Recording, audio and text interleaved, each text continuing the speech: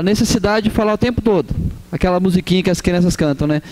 Se você quiser crescer, o que a gente tem que fazer? Leia a Bíblia e faça a oração. Então nós ensinamos as criancinhas desde pequenininha a aprender a crescer na fé, no conhecimento de Deus, na experiência com Deus, através da fé, da leitura da palavra e da oração. Mas o quanto que isso se torna tão comum na nossa vida do dia a dia, que a gente acaba não se dedicando e não se comprometendo com aquilo que é o maior privilégio que nós temos. E tem um autor que diz assim, que não orar é ser ateu na prática. Então a gente muitas vezes critica o ateu por não acreditar em Deus, mas a praticidade da nossa vida em relação à oração, nós acabamos nos tornando ateus. Por quê? Porque nós temos o privilégio de falar com Ele, mas nós não falamos com Ele. E aí nós perdemos a questão da possibilidade que nós temos de sermos ouvidos por Deus e termos a nossa vida transformada por Ele. Então o que a gente vai conversar agora de manhã um pouco sobre aquilo que a gente tem perdido ao longo da nossa vida, a nossa caminhada cristã. Feche seus olhos, vamos falar com Ele mais uma vez, para que Ele nos abençoe com a sua palavra e que essa palavra possa gerar vida em cada um de nós. Pai, queridos, abra sua Bíblia em Mateus capítulo 6, um texto que a gente sempre cita ele em relação à oração, mas apenas vamos ler o versículo 1, Mateus capítulo 6, versículo 1.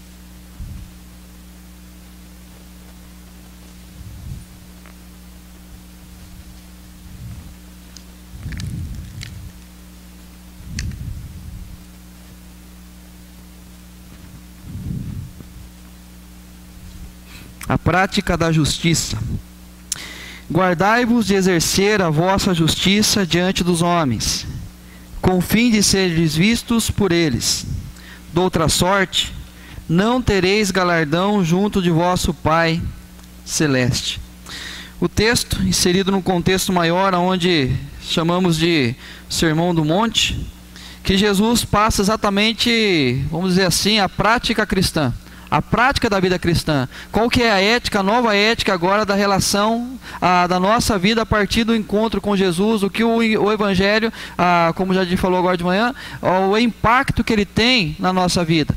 Mas é interessante que ele começa falando das bem-aventuranças, aí nos chama a responsabilidade nossa de sermos sal e luz do mundo, sermos referenciais neste mundo. Ele fala sobre o amor ao próximo, a prática cristã. Então ele fala exatamente daquilo que é prático da vida cristã, aquilo que é visível pelas pessoas, aquilo que as pessoas podem enxergar em nós e nos identificar como cristãos. São experiências que nós temos, por exemplo, que é uma atitude nossa. Alguém olha para nós e fala assim: você é cristão, não é? Você é evangélico, não é? Você é crente. Ou seja, a partir de uma atitude nossa, somos identificados como seguidores de Cristo. Mas o que me chama a atenção é quando nós pensamos na prática da vida de Jesus. Quando se fala, por exemplo, assim, qual é o texto que vem à sua memória sobre uma prática de Jesus? Nós vamos lembrar da cura de alguém, vamos lembrar do embate de Jesus com alguém, nós vamos lembrar de alguém que tocou em Jesus e foi curado por consequência disso, nós vamos lembrar dos milagres, a multiplicação dos pães, dos peixes. Ou seja, nós vamos focar os nossos olhos naquilo que Jesus fazia entre a multidão e algumas vezes próximo aos seus discípulos apenas.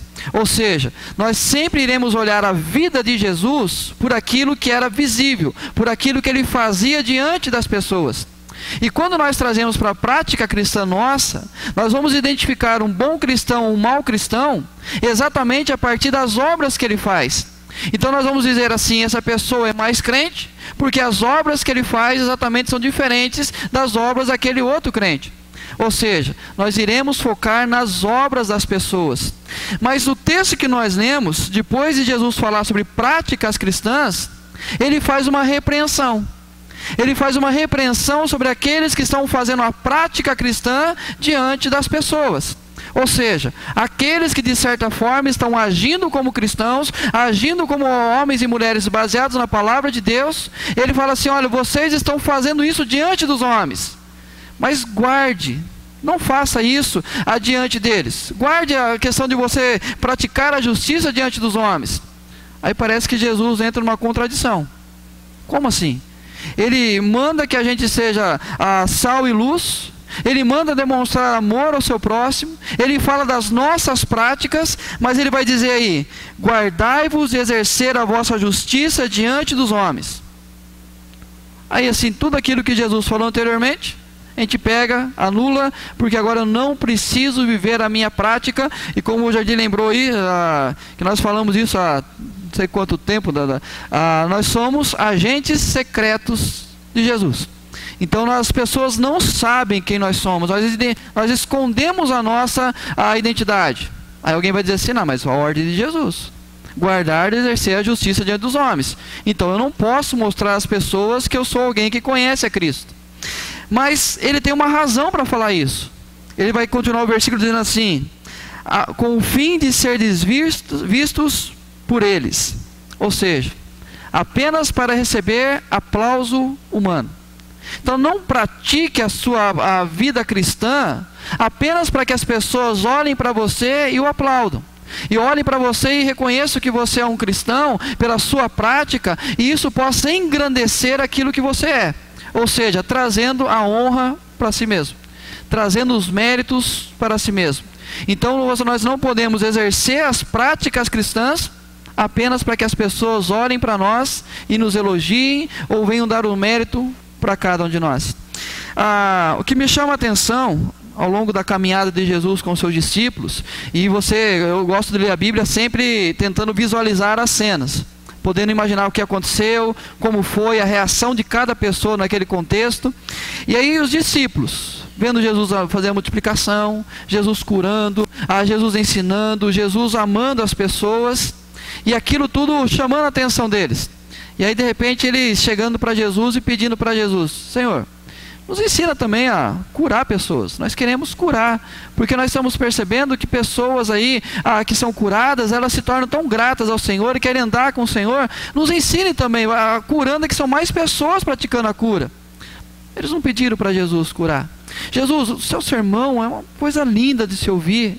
Ensina cada um de nós a pregar também. Nós queremos também reunir a multidão diante do monte e compartilhar com eles o Evangelho. Nos ensina a pregar também. Eles não vão pedir isso para Jesus. Mas em Lucas 11 eles fazem um pedido muito interessante para Jesus.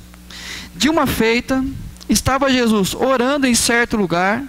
Quando terminou, um dos seus discípulos lhe pediu: Senhor, ensina-nos a orar, como também João ensinou aos seus discípulos. O que eles pedem a Jesus não é que eles praticassem algo para serem vistos dos homens, mas que eles pudessem ter a mesma prática de oração de Jesus. O que acontece é que a forma de se orar se identificava quem era o seu Senhor, quem era o seu mestre, a quem eles pertenciam.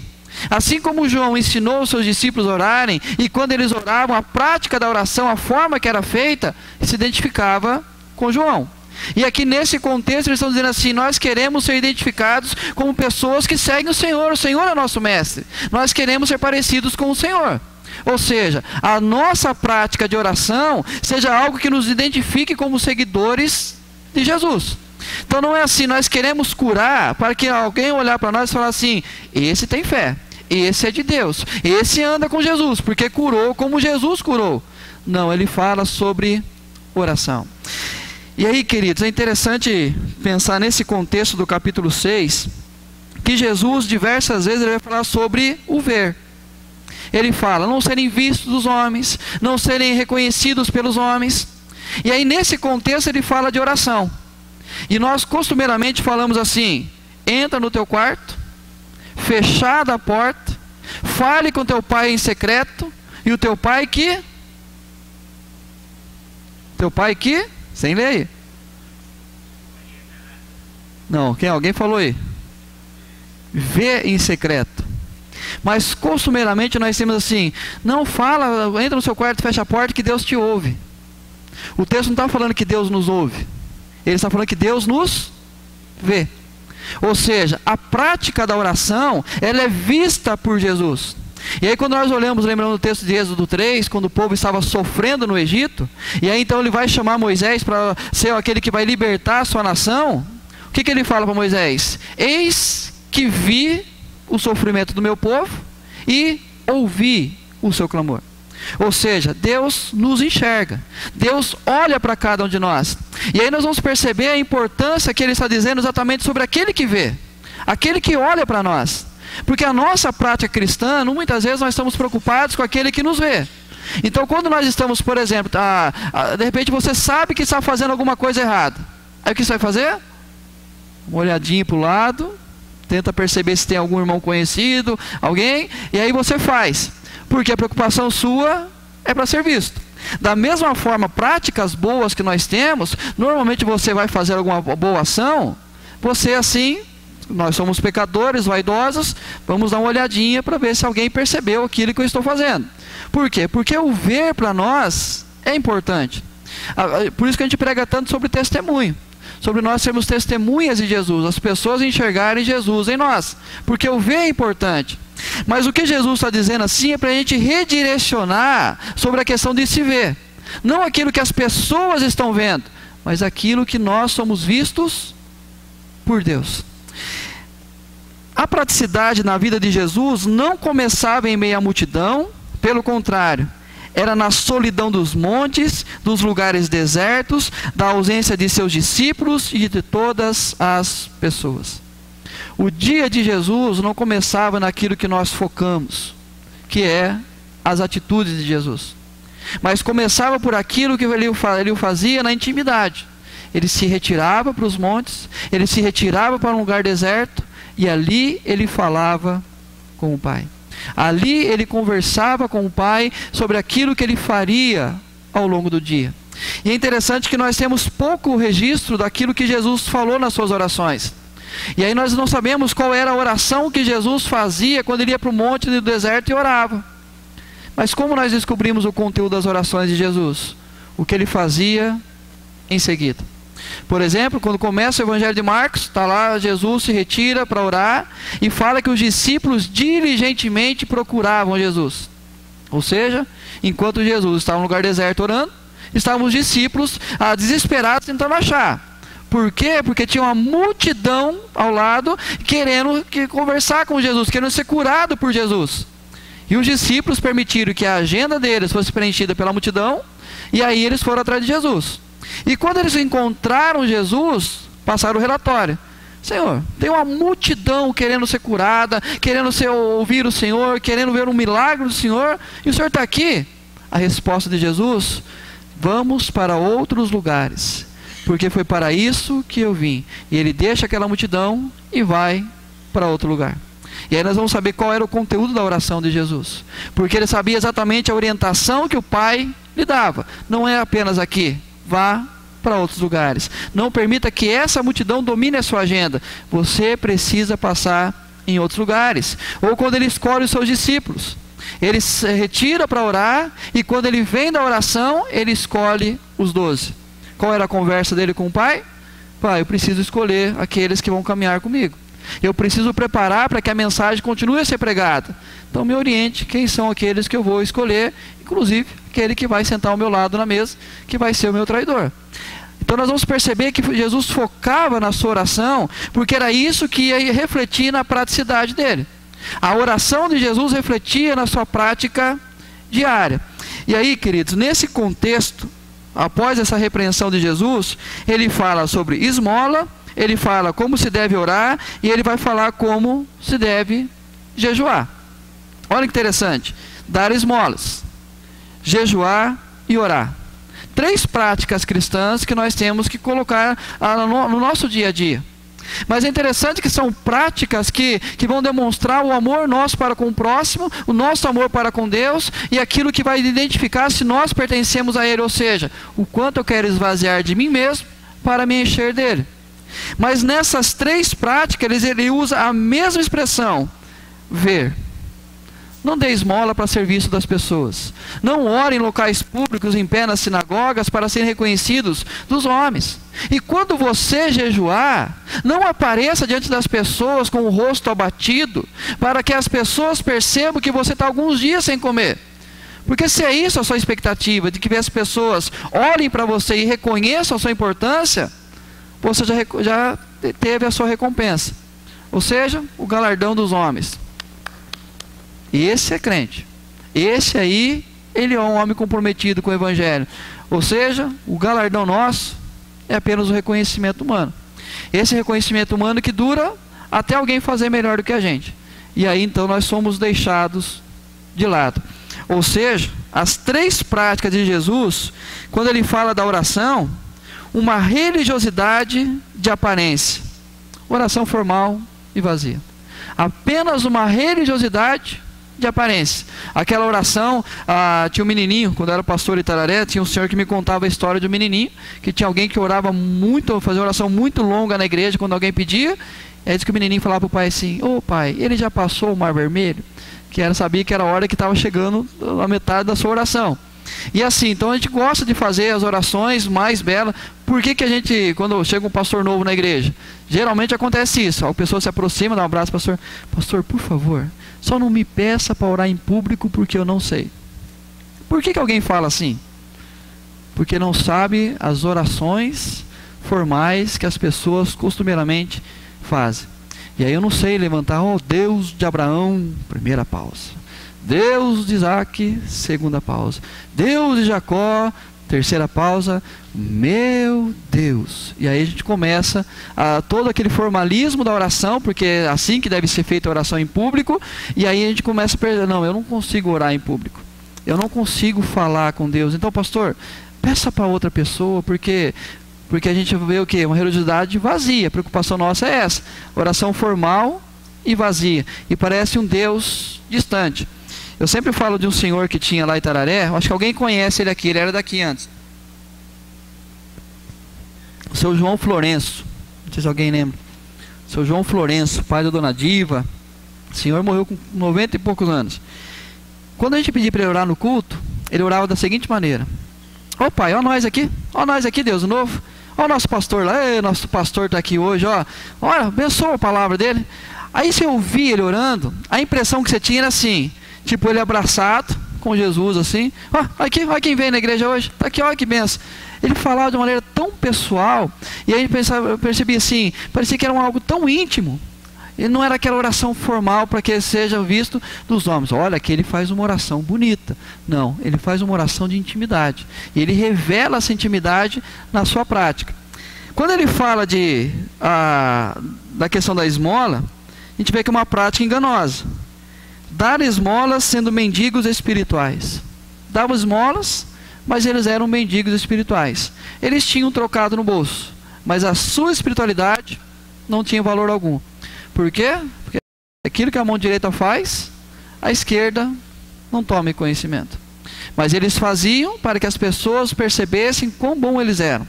Aquilo que eles faziam exatamente era para demonstrar às pessoas que eles tinham boas práticas. E aí eles davam ali uma esmola para alguém. A gente percebe isso quando a importância de quem vê é quando você está sozinho no seu carro, para ali no semáforo e alguém lhe pede uma moeda. Se você está sozinho, você tranquilamente fala assim: queridão, não tem nenhuma moeda, hoje eu não vou poder te ajudar. Mas se você está com alguém do seu lado no carro, você, primeiro pensamento, você parou o carro, veio a pessoa, você já olha se tem moeda. Porque você não pode passar uma imagem para aquela pessoa do seu lado, porque imagina, eu não vou ajudar, o que ele vai pensar de mim? Mas se você vai permanecer com a sua convicção que não deve ajudar, quando você sai com o carro, você se explica para quem está do lado. Eu não dei porque esse pessoal aí, imagina, não vou ajudar. Ele vai comprar droga, vai comprar bebida. Então eu não vou fazer isso com ele, eu não vou ajudar ele a continuar estragando a vida dele. Porque a preocupação nossa é exatamente quem nos vê. E não aquele que está olhando para nós, que é Deus. E ele fala de jejum. Eu lembro de um amigo meu, um dia ele chegou na escola, estava estudando, e ele chegou com o rosto abatido. Aí no intervalo a gente comprava o gibi, né? Aí dividia, não, obrigado. Aí para a aula ele ficava assim. Falei assim, aí de repente apareceu, lavou o rosto, veio passar. Falei, você está cansado? Você está com sono? Tá bem? Dá licença que eu estou jejuando. Falei, não, queridão, peraí.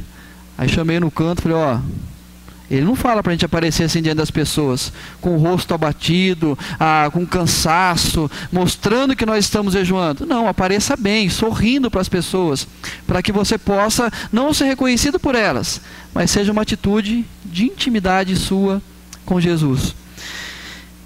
Aí, quando ele fala a questão de ver, é o texto que nós lemos. Tu, porém, quando orares, entra no teu quarto e, fechada a porta, orarás a teu pai que está em secreto, e teu pai que vem em secreto te recompensará. A nossa maior dificuldade de viver a praticidade do Evangelho é o fato que nós começamos sempre do lado errado. Nós sempre começamos fora do quarto. Nós não começamos a nossa praticidade do Evangelho na nossa vida do lado certo. Nós pensamos apenas naquilo que fazemos fora do quarto, e não aquilo que é no nosso quarto, aquilo que é na nossa intimidade. E Jesus, quando ele fala de quarto, é exatamente no lugar onde você vai estar sozinho com Deus. E pode ser o seu quarto, a sua sala, um quartinho no fundo, pode ser o seu quintal, pode ser um lugar que você vai que é gostoso, tem uma árvore, embaixo dessa árvore você vai. Mas o que Jesus está dizendo aqui, entrar no quarto e fechar a porta? Primeiro, você não vai ter ninguém para te julgar. Você não vai ter alguém olhando para você aquilo que você está fazendo.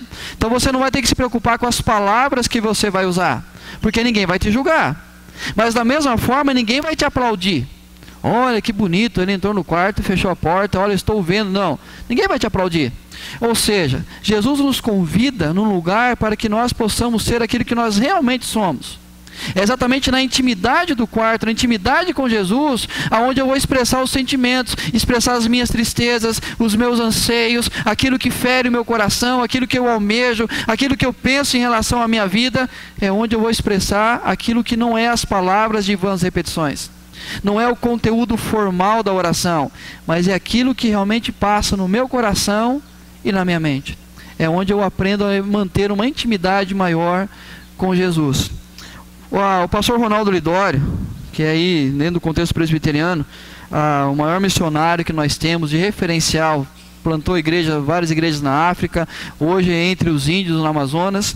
Ele diz o seguinte: se não formos bênção em nosso quarto, não seremos em nenhum lugar do mundo. Se nós não formos uma bênção no nosso quarto, ou seja, na nossa intimidade com Jesus, nós não seremos bênçãos em lugar nenhum do mundo. Como eu queria ir para a África pregar o Evangelho. Se eu não começar no meu quarto, eu não vou ser bênção na África, nem dentro da minha casa eu vou ser bênção. Ou seja, se a minha preocupação é começar fora do quarto, não adianta. Eu não vou conseguir exercer a minha prática cristã. Porque se eu exercer minha prática cristã fora do quarto, apenas pensando fora do quarto, eu vou aguentar por um tempo. Eu vou tentar manter uma aparência por um tempo. Porque ele está falando aqui de pessoas que mantêm a sua aparência. Continuam dando esmolas, continuam fazendo suas orações em pé nas sinagogas, continuam fazendo ali a sua prática de jejum, mas isso apenas para serem vistos dos homens. E quando os homens não nos aplaudem, vem o cansaço daquilo que nós fazemos. Vem a sobrecarga daquilo que nós fazemos. E é por isso que a vida cristã tem sido tão pesada para algumas pessoas. É por isso que tantas pessoas sofrem na sua vida cristã, e não são poucos que têm abandonado a sua fé, abandonado a vida de comunidade cristã, a sua igreja, porque se tornou um peso tremendo para ela ser cristão, porque ela se preocupou apenas com a sua vida fora do quarto, e não guardou aquilo que Jesus ensina em João 15, que é você se alimentar da videira.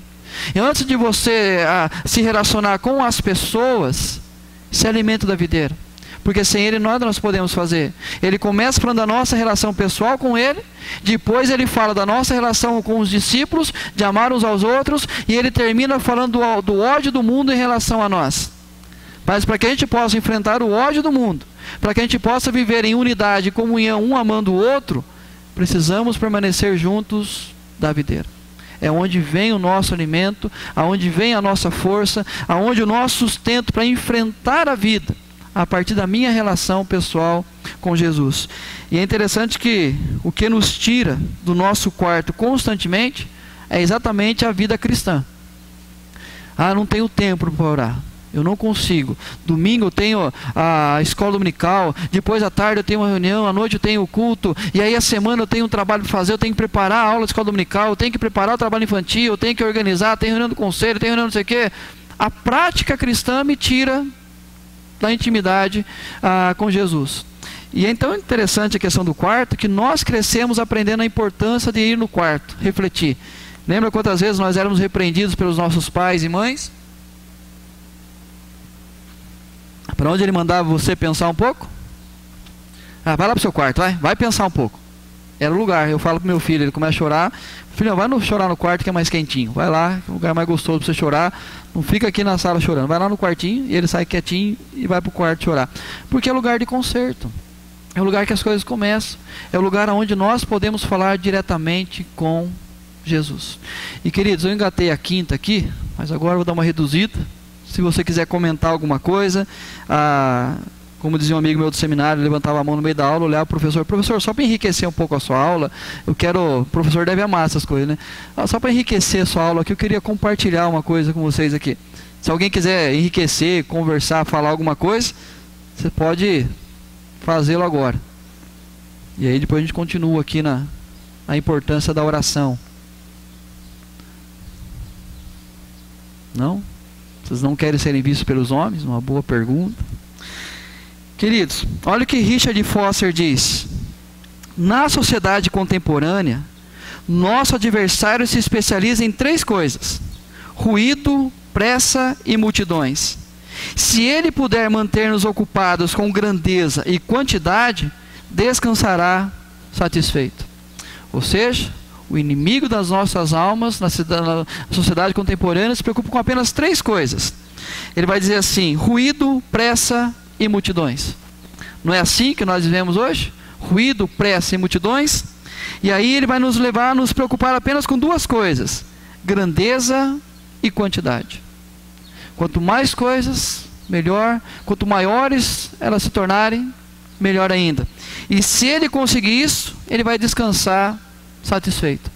Porque nos tirou da onde? Do nosso quarto. Nos tirou da prática da oração. E aí nós temos o costume ao longo do dia de falar: pastor, mas eu falo com Deus o dia inteiro. Estou dirigindo, estou falando com Deus.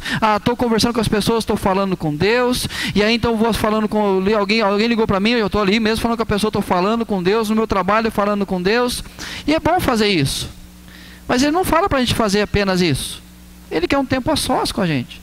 Ele quer um tempo onde as pessoas não estão nos vendo, mas que nós possamos ter a consciência que Ele se faz presente.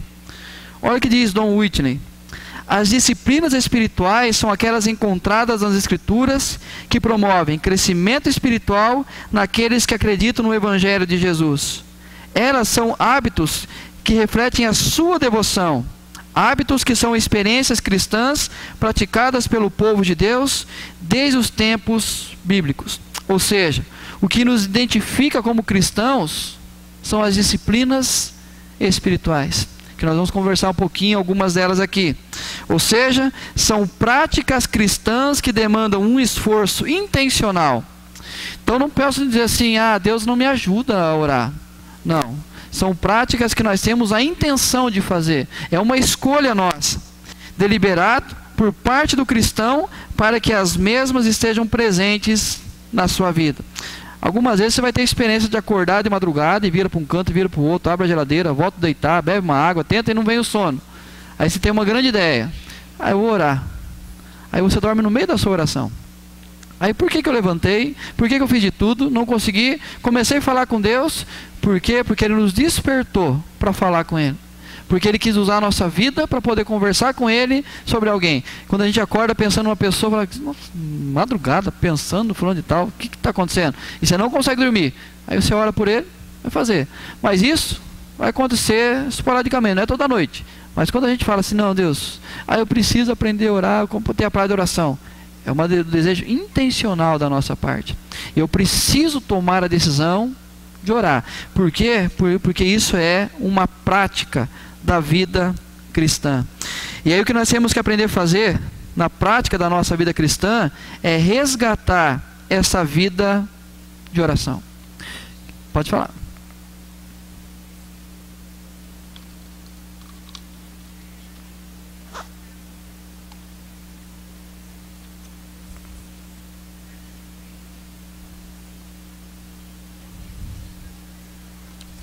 Uhum.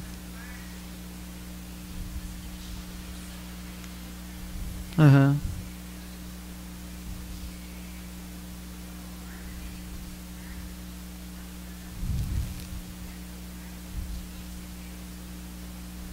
Aham.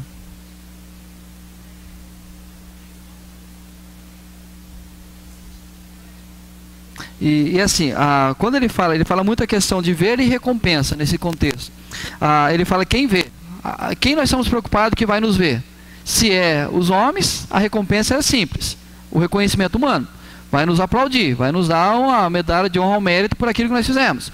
Só que vai ser passageiro. Agora, o que Deus vai construir em nós a partir da nossa vida de oração, que Ele nos vê, é aquilo que reflete na nossa eternidade. Só que a nossa eternidade não começa depois que eu morro. Começou no meu encontro com Jesus, onde mudou a minha orientação da eternidade. Agora a vida eterna começou nisso. Ou seja, os frutos da vida de Jesus começam a aparecer cada vez mais em mim. Então, ou seja, por isso que ele fala, não use vãs repetições. Senão isso aí é oração vazia. A minha avó dizia assim, vem você louco com essa ladainha. Mesma coisa, uma repetição, toda hora o mesmo assunto. Mas não é que você não pode. Esse dia eu falei na igreja, a pessoa falou assim, então eu não posso incomodar Deus sobre determinado assunto. Não. É exatamente aprender que eu não estou repetindo de forma vazia. Mas eu estou colocando a expectativa que Ele me vê e Ele vai mover. Ou seja, Ele vai recompensar. E essa recompensa não é aquilo que é nossa vontade, aquilo que é nosso querer. Mas é refletir em nós aquilo que Ele quer fazer. Então, ou seja, quando eu oro, e isso a prática da oração eu preciso entender, que eu estou tirando a vida da minha perspectiva para que Deus olhe da perspectiva dEle. Porque quando eu oro, não é para que Deus faça a minha vontade. E geralmente a gente, o Jardim falou aqui da questão da banalização do Evangelho, e o que as pessoas falam é exatamente esse galardão do que eu quero.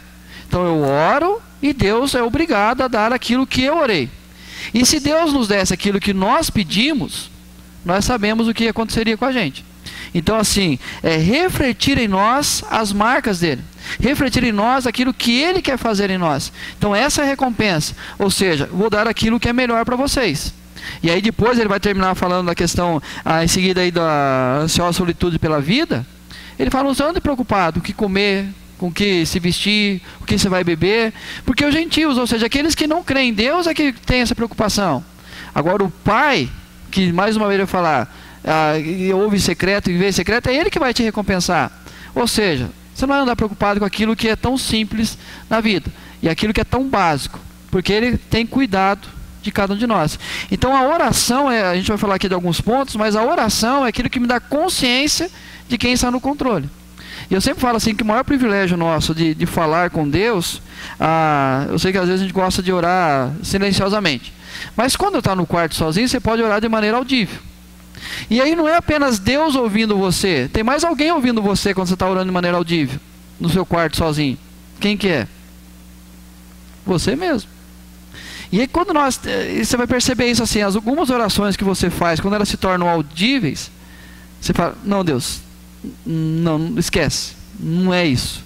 E aí você percebe, ou seja, vai sendo moldado através da prática da oração. Começa a refletir em você aquilo que Jesus espera de nós. Então essa recompensa é aquilo que Deus quer construir em nós, e não aquilo que o mundo quer fazer, porque vai ser passageiro.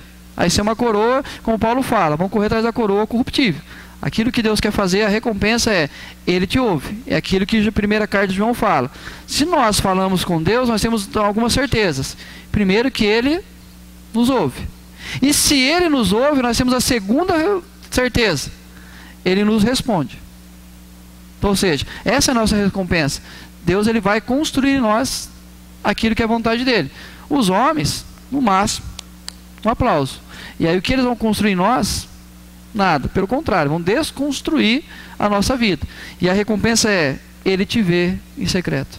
E Ele sabe exatamente aquilo que você tem necessidade. É o que Ele vai falar numa questão a ansiedade que nós temos. O Pai sabe o que você quer. E a gente vai perceber que essa ansiedade nossa não é pelo pão nosso de cada dia. Eu nunca vi alguém chegar para mim assim, ai pastor, estou tão ansioso porque amanhã eu não sei se eu vou ter o pão em casa. Estou ansioso pelo presuntinho, pelo queijo, pelo o que eu vou colocar além do pão. E exatamente são essas preocupações que Ele tira de nós. Porque não tenta ser visto pelos homens. Ontem, quando eu venho para cá, gente, duas coisas que eu gosto de fazer.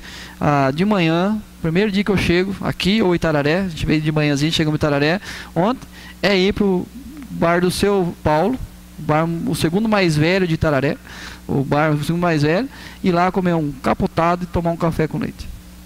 Chega de manhã e fala assim, Janaína, 8 horas da manhã eu saio, vou lá fazer isso.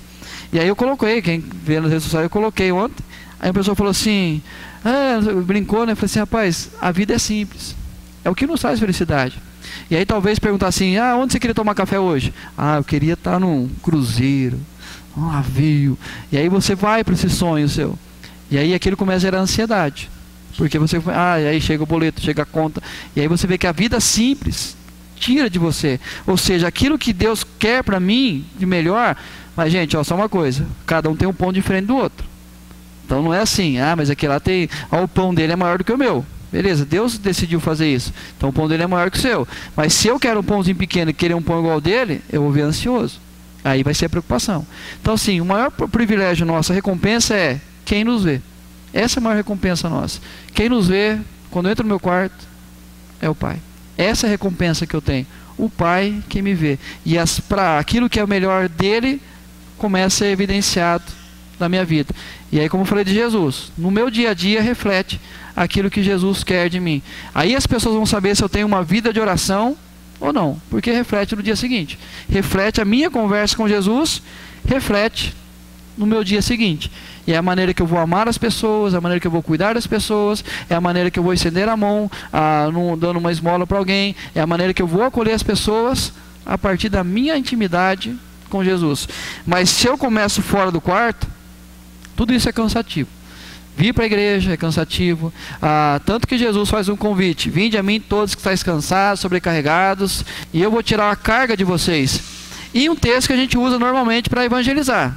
A pessoa chega para a gente e fala assim: nossa, minha vida está estressante, estou cansado, estou muito sobrecarregado. Você fala assim: Jesus faz um convite para você. Vem para não. Jesus não está falando, lógico que ele fala para todos, mas naquele contexto ele está falando para aqueles que seguiam, mas os fariseus colocavam uma carga muito grande nas costas deles. E assim eles tinham uma carga tão grande nas costas deles, que eles não conseguiam ter o prazer de andar com Deus.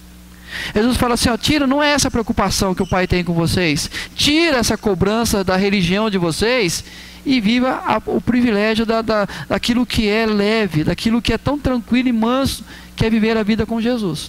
E o que nos cansa é exatamente isso, a sobrecarga da religião nas nossas costas. E aí nós não recebemos o convite de Jesus de andar com Ele, de falar com Ele, de colocar sobre nós o fardo que é leve, que é suave, porque Ele é manso e humilde de coração. Então, se nós hoje estamos cansados da nossa vida cristã, é porque nós estamos fora do quarto. E fora do quarto, a exigência é muito grande. Porque se eu vou fazer um trabalho na igreja, a minha preocupação são vocês. Gente, para mim é extremamente estressante, preocupante. Aquilo a semana inteira vai ser uma suadeira na mão. Por quê? Porque eu estou preocupado com aquilo que vocês vão querer. Mas se a minha intimidade com Jesus vai refletir naquilo que eu vou fazer, eu venho tranquilo. Eu sei que é Deus quem vai conduzir todas as coisas. Então, quando a gente olha, a oração não é um dom que nascemos ou recebemos de Deus, mas sim uma disciplina que nós aprendemos.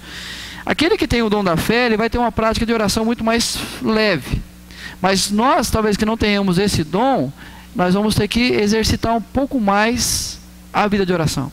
Vai ser uma decisão nossa. Eu quero ter essa disciplina. Eu quero ser uma pessoa disciplinada na minha vida de oração. De manhã, eu sempre falo assim, a última vez que eu vim, acho que eu falei essa ilustração. Quer saber se a sua vida está corrida?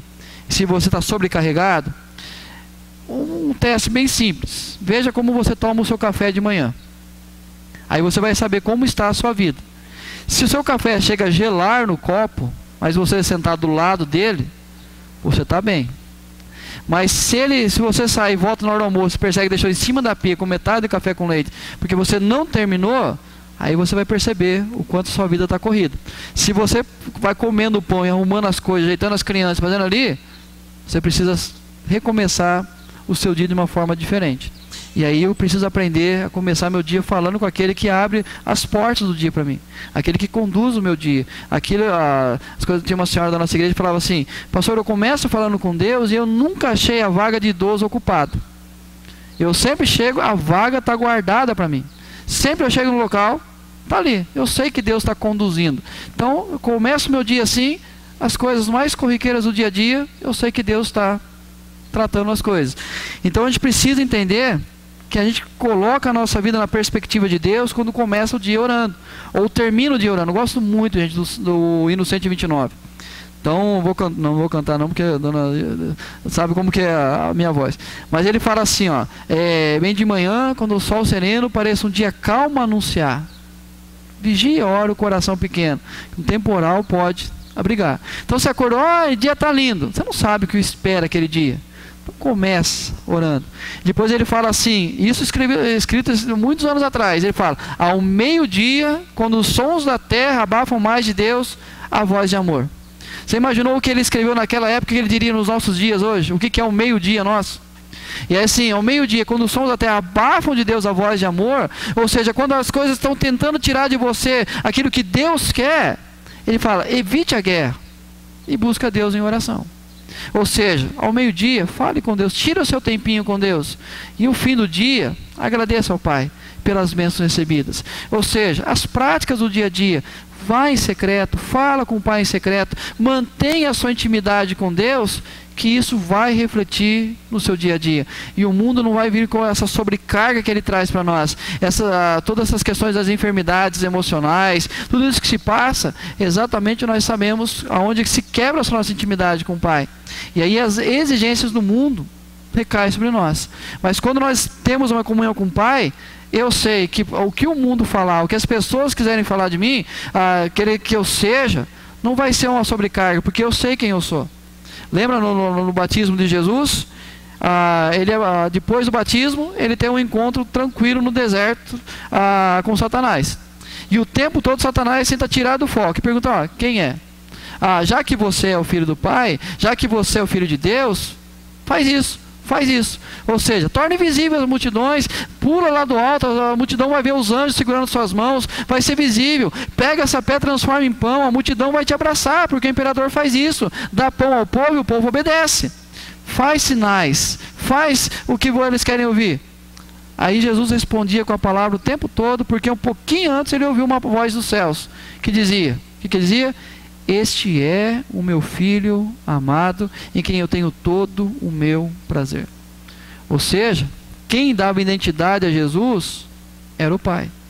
Não era o que Satanás queria impor para ele, não era o que os discípulos queriam impor, não era o que os fariseus queriam impor, mas a identidade, aquilo que o Pai dizia, este é meu filho amado.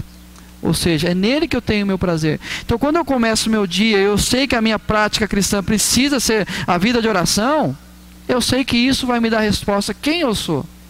E aí quando o mundo cobrar alguma coisa de mim, essa carga não vem sobre mim, porque eu sei exatamente quem eu sou diante do Pai. Quando nós temos um ministério na igreja, e esse ministério começa a se tornar estressante, porque vem exigência, eu vou saber exatamente qual é a vocação que Deus me deu, aquilo que Ele me deu para fazer, e isso se torna algo mais leve. E eu sei exatamente aquilo que Deus vai fazer na minha história. Então a vida de oração vai nos dar uma perspectiva diferente. Não na minha perspectiva, mas na perspectiva de Deus. É onde eu vou entender que Deus está no controle de todas as coisas, inclusive da minha vida. Por quê? Porque na oração eu disse, Pai, está nas tuas mãos. É ao Senhor que eu entrego a minha vida, os meus dias, é ao Senhor que eu entrego os meus filhos, e aí eu vou permitir que eles vão para a escola tranquilos, porque eu sei que eu entreguei a vida dos meus filhos nas mãos de Deus. E eu sei que é Ele quem vai conduzir a história de todas as coisas. E quando eu penso no meu trabalho, na minha empresa, naquilo que está acontecendo no mundo, que está as preocupações, eu sei a quem eu coloco. Eu sei quem é o Senhor da minha vida. Por quê? Porque eu coloquei nas mãos dele. Isso vai dar identidade. Eu sou dele. Eu sou dele, eu sei que as coisas podem fluir segundo a vontade dele. E aí nós temos que aprender, gente, até as 11, né? Falta 12, 13. Uma coisa que nós temos perdido, que é a contemplação. Contemplar as coisas. Mês que vem não, já estamos em outubro, né?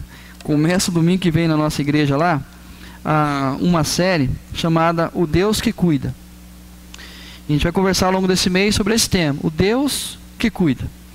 E o que eu vou conversar com eles é algo muito simples, que é exatamente esse contexto de Mateus 6, que vai ser a introdução de todas as mensagens, não vai ser o texto base, mas a introdução de todos eles, que quando eles estão ansiosos pela vida, Então chegam para Jesus, Jesus começa a conversar com eles, dizendo: por isso vos digo, não andeis ansiosos pela vossa vida, quanto que haveis de comer ou beber, ou pelo vosso corpo, quanto que haveis de vestir.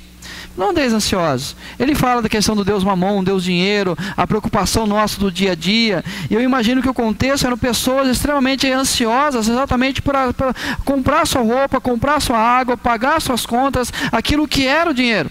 Aquilo que era a preocupação e que é a nossa preocupação do dia a dia. Como que nós iremos ter o nosso pão do dia a dia em casa? Então você imagina alguém, você chegar para alguém, pensa alguém assim do seu lado, conversando com você, e você começa a falar das preocupações suas para ela.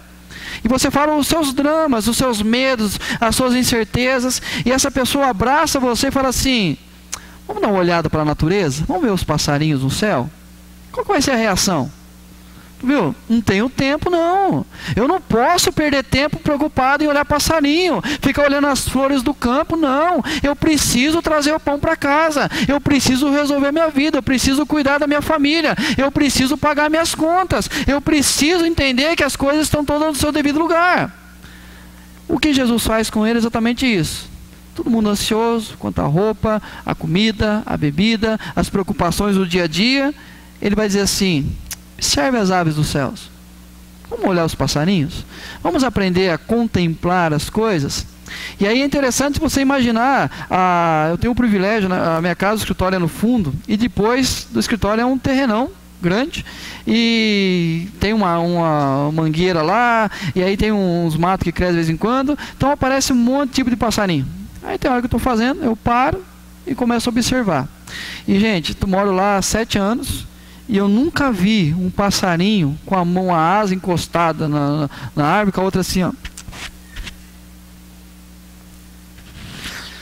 olhando para os filhos dele ali, e falando: o que eles vão comer? O que eles vão comer? A conversa que eu tenho normalmente com os passarinhos é assim: sai, porque eles vão comer a ração do meu cachorro. Aí eu falo: Deus fala que vocês não precisam disso aqui, vai, tem a natureza inteira para vocês, e vão comer a ração.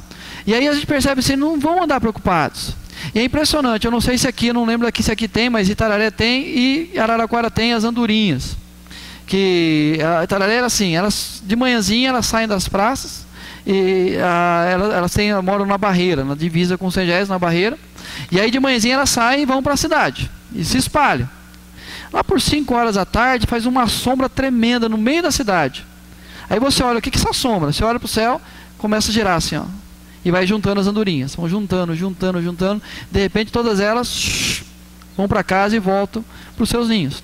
Ou seja, elas saíram durante o dia, comeram, se alimentaram, e elas têm um ninho para voltar. E eu fico impressionado com a capacidade, cada uma volta para o seu lugar. Ninguém, desculpa, não é minha casa, não, cada um volta exatamente para aquele lugar que fez o ninho. E aí, ou seja, durante o dia, elas saem, elas vão ter o sustento. E eles vão voltar para casa porque tem um lugar para abrigar. E aí quando nós pensamos naquilo que é a preocupação dos gentios do texto, ele fala assim: observe, comece a ter a prática da contemplação na sua vida. E essa série que eu vou trabalhar com eles, que é o Deus que cuida, é começar a observar o cuidado de Deus. Comece a observar o Deus que está cuidando de você. Comece a observar o que Deus está fazendo na história das pessoas ao seu lado. Porque a gente está tão preocupado, tão ansioso, tentando resolver as coisas, e não temos essa prática da oração, isso não nos leva a não enxergar o que Deus está fazendo. Normalmente a gente enxerga depois que passa a tempestade. E aí quando você passou uma tempestade na vida, e alguém vai conversar com você, você vai falar assim: mas Deus esteve no controle em todo o tempo. Hoje, olhando para trás, eu sei o quanto Deus cuidou de mim. Não é? O povo de Israel vai dizer assim: se não fosse o Senhor que esteve ao nosso lado. Ele fala assim: olha que povo crente. O povo olha e fala assim: Deus esteve do lado deles, cuidando o tempo todo. Vai ler enquanto eles passavam pelo deserto. Aí você vai perceber o quanto que eles murmuravam pelo deserto. A ponto de Moisés falar assim: então Deus vai dar comida para vocês, e o texto literalmente é esse: vai sair pelos narizes agora, tanto que vocês vão comer. Porque a preocupação deles era essa. Tinha maná todo dia, tinha a sandália que não desgastava, Deus cuidava. E eles falavam: no tempo do Egito, tempo bom, era gostoso. Aí depois que passa tudo, eles veem que Deus cuidava.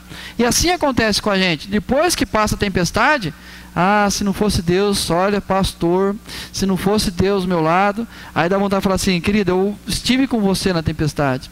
E eu quero só ler aqui para você algumas frases que você disse para mim na tempestade. Ah, Deus não me ouve. Deus não se importa comigo. Ah, parece que Deus não está nem aí com o que está acontecendo comigo. Ou seja, não consegue contemplar que Deus está cuidando de todas as coisas. E contemplação é exatamente isso. Deus cuidando e eu percebendo o cuidado de Deus nos detalhes. E aí eu vou saber assim, comecei orando, e aí quando eu orei em relação, por exemplo, à minha família, saí do meu quarto, já começou uma briga em casa. Aí, que adianta? Deus, olha, eu acabei de falar com Deus, parece que não mudou. Aí eu começo a mudar a perspectiva. Olha só, os problemas estão surgindo, e se eles surgiram, agora todo mundo sabe qual que é o problema daqui em casa. E se há um problema aqui em casa, agora a gente pode resolver. Se agora nós sabemos, na discussão, alguém falou o que está acontecendo, agora eu sei exatamente pelo que eu vou orar. Deus começa a agir, Deus começa a abençoar, mas eu preciso ter a humildade e a sabedoria de contemplar. Mesmo em meio à tempestade, tentando tirar água do barco, tentando a ajuda de quem está acordado, mas está ali o mestre está do meu lado ali, e eu sei que ele está do lado. E aí quando não importa que pereçamos, aí Jesus levanta, imagino daquela espreguiçada, aí faz assim, ó, mar, aquieta, vento, para. E aí imagina a reação dos discípulos, né? O que eles olharam para Jesus naquela hora assim: quem é este que até o mar e o vento lhe obedecem? O que eles precisavam aprender é exatamente isso: quem está no controle de todas as coisas. E eles viram os milagres de Jesus, passaram por experiências com Jesus, e agora eles desesperados tentando resolver. Vai lá, chama o mestre. Entenda, ele está no controle da sua vida, queridos. E aí a contemplação, de perceber que Jesus está agindo, vai depender de uma prática muito simples nossa, que é a meditação. A meditação na palavra. Às vezes nossa oração é apenas um monólogo, só eu falo com Deus, mas não abro espaço para Deus falar comigo, para Deus responder às minhas orações através da palavra dele. E aí a importância de entender que eu preciso a prática da oração e observar o que Deus está fazendo, mas para que eu ore e que eu possa observar o que Deus está fazendo, eu preciso entender o meio do campo. E esse meio de campo é exatamente aquilo que Deus está ministrando, aquilo que Deus fala ao nosso coração. E aí eu preciso meditar no que a palavra de Deus diz. Lembra Josué, quando ele assume a liderança do povo? E a coisa mais simples para a vida de alguém era assumir a liderança no lugar de Moisés. E aí então Moisés já não está mais com o povo, e agora o jovem Josué vai liderar uma nação que ele experimentava, que ele sabia assim, que não era todo mundo que vinha reclamar diretamente para ele. O que o povo murmurava entre eles, Josué estava no meio do povo e sabia quem era aquele povo. E agora ele vai ter que liderar aquela nação, o momento que eles vão herdar a terra. Então imagina para aquele homem agora assumir o lugar de Moisés. E aí ele vai chegar e Deus vai falar para ele assim: medita nesse livro dia e de noite, e não se aparte de fazer aquilo que tudo nele está escrito, que assim como eu fui com Moisés, eu vou ser com você. Mas medita, ou seja, como liderar, como cuidar, como corrigir, como dar a eles a terra, como dividir essa terra, está aqui. Você vai fazer exatamente aquilo que está escrito na palavra de Deus. E aí quando nós lemos a palavra de Deus, nós vamos perceber mais facilmente Deus respondendo às nossas orações e como Ele está no controle de todas as coisas. Eu gosto bastante quando Jesus conversa com o intérprete da lei, no Evangelho de Lucas. O intérprete da lei chega e o texto fala assim, tentando pôr Jesus à prova, ele pergunta para Jesus: como eu faço para herdar a vida eterna? O que eu faço para herdar a vida eterna? Primeiro, se é herança, eu não faço nada, é herança, eu vou receber. Então a preocupação não é essa. Se é herança, o que eu vou ter que fazer? Não, você tem direito, vai receber. Mas Jesus fala para ele assim: o que diz a lei? Aí ele responde: amarás o Senhor teu Deus todo o coração e amarás o seu próximo. Quem respondeu a pergunta do intérprete? O próprio intérprete. O que eu faço para dar a vida eterna? Jesus fala assim: o que diz a lei? Ele responde, Jesus fala: então faça e vai viver. Aí o que o intérprete da lei quer fazer? Tentando se esquivar, pergunta para Jesus: mas quem é o meu próximo? Aí Jesus conta a famosa parábola do bom samaritano. E ele fala do sacerdote, ele fala ali do levita, ele fala do samaritano que passou e acolheu. Aí ele lança uma pergunta para o intérprete da lei: quem parece ter sido próximo dele? O intérprete da lei responde: o que usou de misericórdia. Aí Jesus fala: vai lá e faça de igual modo. Quem respondeu a pergunta de quem era o meu próximo? O próprio intérprete da lei. Ou seja, ele respondeu o que era para herdar a vida eterna e quem era o próximo.